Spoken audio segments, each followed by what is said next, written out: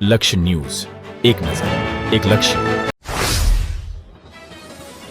ગાંધીનગરના ચિલોડાથી પસાર થતા મુખ્ય નેશનલ હાઈવે 48 પર અરવલ્લીના એક ડમ્પર ડ્રાઈવરની ગાઢ નિંદ્રાનો લાભ ઉઠાવી કારમાં આવેલા 4 તસ્કરો ડમ્પરની ટાંકી તોડી 27,600 રૂપિયાનું 300 લીટર ડીઝલ અને મોબાઈલ ફોન ચોરીને ફરાર થઈ ગયા.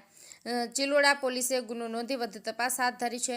અરવલ્લી જિલ્લાના બાયડ તાલુકાનો વિક્રમસિંહ રામસિંહ ચૌહાણ ગત તારીખ 29 ઓક્ટોબરની રાત્રે તેઓ સાંઠબાથી ડમ્પર 360 લીટર ડીઝલ ભરાવીને કપચી ખાલી કરીને અમદાવાદથી પરત સાંઠબા તરફ જઈ રહ્યો હતો.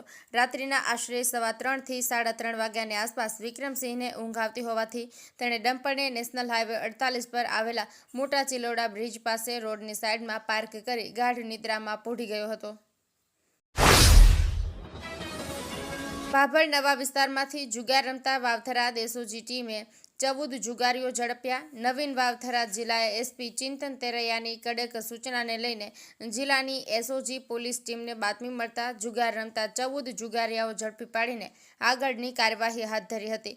ભાભર પોલીસ સ્ટેશન વિસ્તારમાં ભાભર નવા મુકામેથી જુગાર રમાડતા ઈસમોને રોકડ રૂપિયા 1,30,940 તથા અન્ય મુદ્દામાલ સહિત કુલ મુદ્દામાલ કિંમત રૂપિયા 2,27,940 સાથે કુલ 14 ઈસમોને પકડી પાડી જુગારનો ગણનાપાત્ર કેસ શોધી કાઢતી એસઓજી વાવથરા.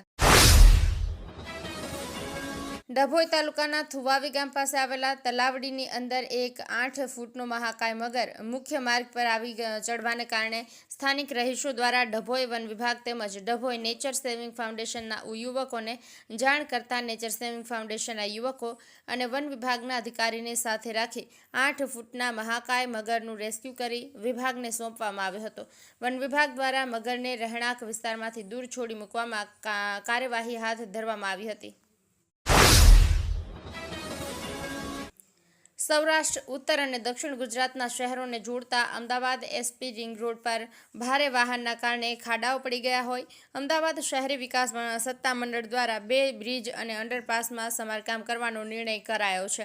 એસપી રિંગ રોડ પર આવેલા ત્રાગડ અંડરપાસમાં 5 કે 7 નવેમ્બરથી રેલવે કલ્વર્ટમાં રિપેરિંગ કામ શરૂ કરાશે, જેના કારણે એસપી રિંગ રોડ પરના બંને રસ્તાને વારાફરતી 20 દિવસ માટે વાહનો માટે બંધ કરવાનો નિર્ણય કરાયો છે.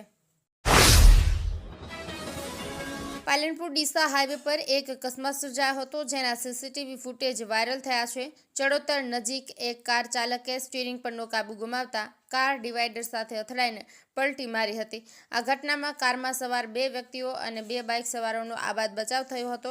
પ્રાપ્ત માહિતી અનુસાર પાલનપુરથી ડીસા તરફ જઈ રહેલી એક કાર પૂરપાટ ઝડપે ડિવાઈડર સાથે ટકરાઈ હતી. ટક્કર એટલી જોરદાર હતી કે કાર ડિવાઈડર કૂદીને ડીસાથી પાલનપુર તરફના રોડ પર આવી ગઈ હતી અને ગુલાટી મારી ગઈ હતી.